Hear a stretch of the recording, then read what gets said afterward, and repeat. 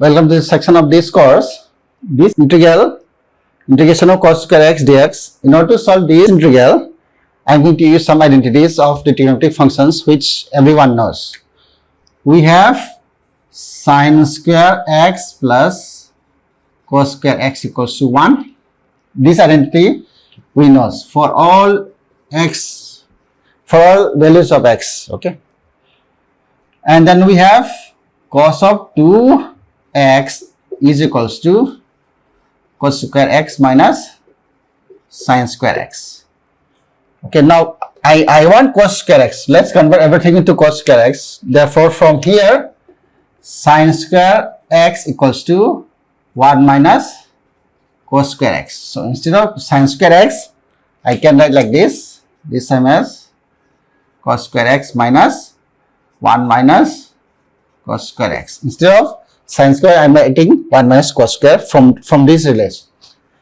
This same as cos square x minus 1 here plus cos square x. This is same as twice cos square x minus 1, and then on the left hand side we have cos twice x.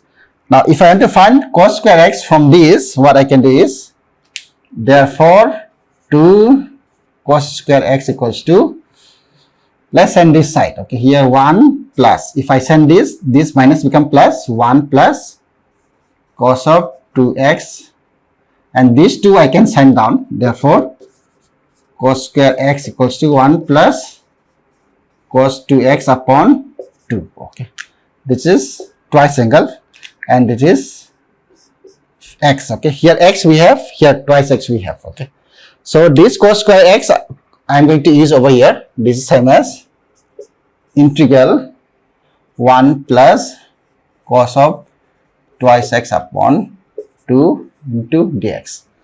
Since half is constant, so I can send outside this half, and then what we have, integral 1 dx plus integral cos of twice x into dx.